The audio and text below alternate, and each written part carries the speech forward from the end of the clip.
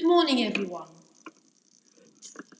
I am sure that you all know that at the end of last academic year, pupils in 5th form and upper 6 did not take their exams, but the teachers had to give them a center-assessed grade, which was in essence an estimation, a prediction of the grade they thought those pupils would get in the exam. Teachers found that really difficult. And believe it or not, many pupils were disappointed as well that they could not take their exams. All felt frustrated that teachers had to give students a grade based on their performance earlier in the year, and that those who had been coasting and taking it easy earlier in the year could not redeem themselves by working very hard at the last minute and nail it at exam time. In Hinduism, there is a belief that how we will be assessed affects our behavior, and that how others think of us influence our daily actions. For example, whether we decide to wear a mask when we're meant to wear one, or whether we remember to bring our bags for life when we go shopping. But how are we to be assessed for our life? Is it just the eulogy of friends and family? That is the things they say about you at your funeral, by the way. Or is it our history might remember us? But what are we to be assessed on? Success? Qualifications? A good job? Wealth? Raising a nice family? Our personality? Maybe service to the community? Society recognizes all those achievements, but we need to look at life as an education, in the broad sense of the word.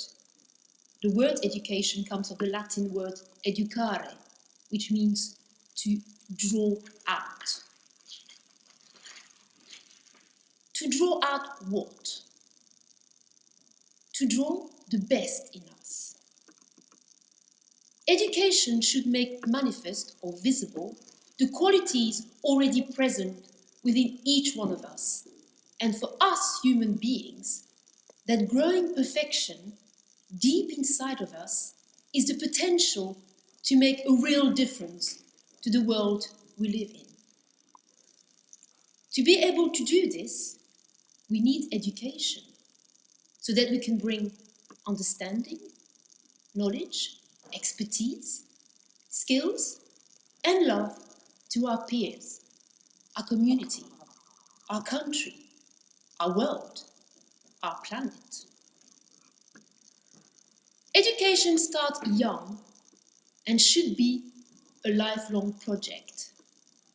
We need to set ourselves regular goals and be clear about what we'll be assessed on and what we'll need to do to realize these goals. Of course, as students, your milestones and goalposts at the moment are your GCSEs and later your A-levels. And yes, 3rd form, you have started your journey towards your big milestone, your GCSEs, which will be taken in 3 years' time. But what's your goal? And I urge you to set yourself interim goals, in-between goals, shorter-term goals, every year and every term, every week and every day, to ensure that you make the regular progress that you need to make. School is like life. There are lots of tests along the way that reveal how well you're doing and what needs improving. Daily, we need to grade ourselves honestly and ask ourselves what we could do better. Of course, your teachers will guide you with this. In class, and when marking your prep and writing your reports, they will tell you what you've done well and what you could do better. It is important that you don't just look at your grades, but you need to look carefully at those comments, act upon them, and you need to keep assessing the progress that you are making with your action plan. Going back to the issue of tests, they will not just be tests in the sense of being school tests, but also test in the sense of having setbacks, getting disappointing marks, making mistakes, not making progress as quickly as you would hope for, or making less progress than others.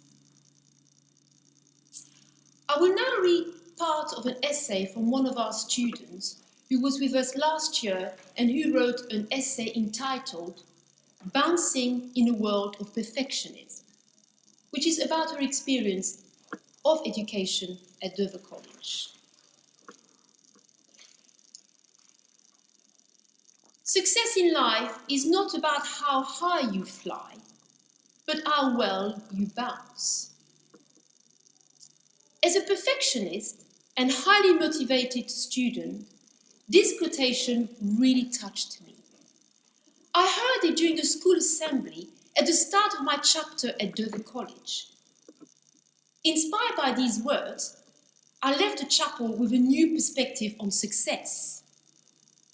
The headmaster spoke to the whole school about his biggest setback and how this had become a great lesson for him. This made me rethink and question my own approach towards life and learning. My time at Dover College has been an extraordinary experience, and I will try here to describe what happened after that pivotal moment.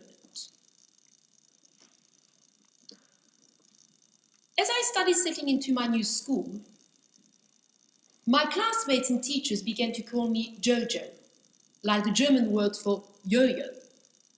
The metaphor of the yo-yo was perfect for me, as it represented the change of direction from downwards to upwards.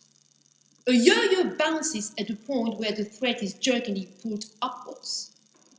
This illustrates my attitude towards always trying to proactively handle problems so that I bounce back as fast and as high as a yo-yo does.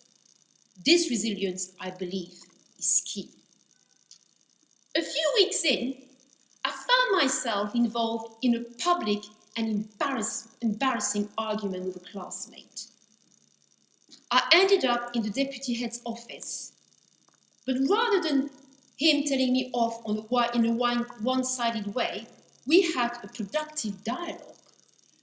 And it was thanks to this meeting that I ended up a few days later facing my next challenge, teaching orienteering to a class of primary pupils as part of the school's activity program.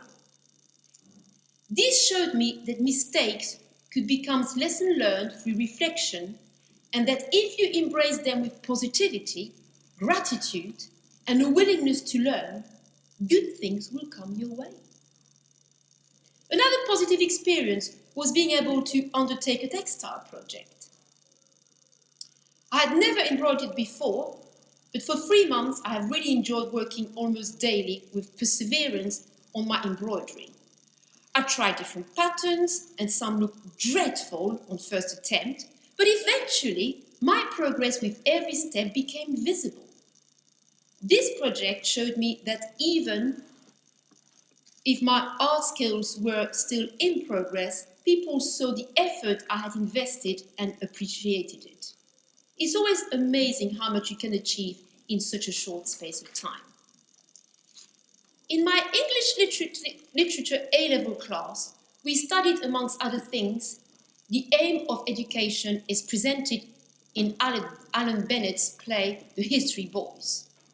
The two characters, Hector and Erwin, teach the same class with a different focus, one on the long term and the other on the short term benefits of education. In the end, I agree with Erwin, who believed that examination results are still important in our society. But I also believe that this essay should inspire us to look beyond the rim of your plate and to think long-term like Hector, who wanted to emphasize the importance of learning as a life skill. In my opinion, Alan Bennett suggests that we see both approaches as equally important.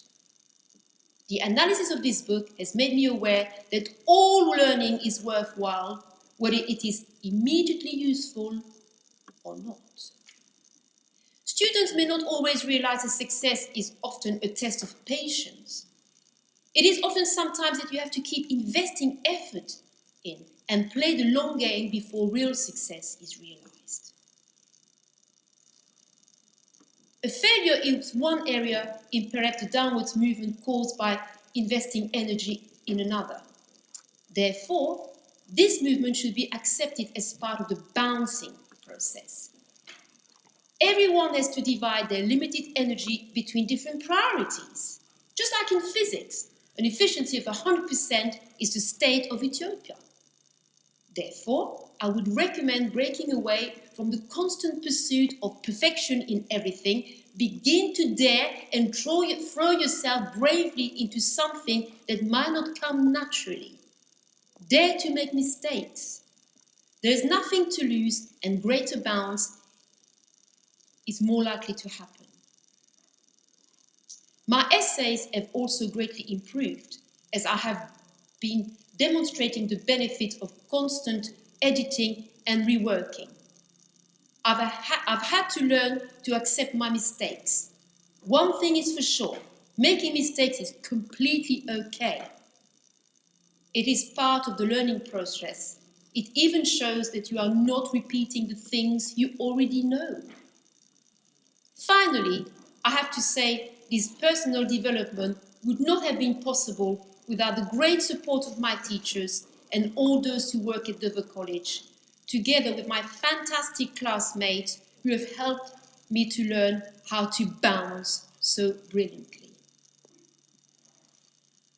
I hope that you have found these beautiful words from Josephine inspiring and that you are ready to embark on this next step in your education. Have a great week.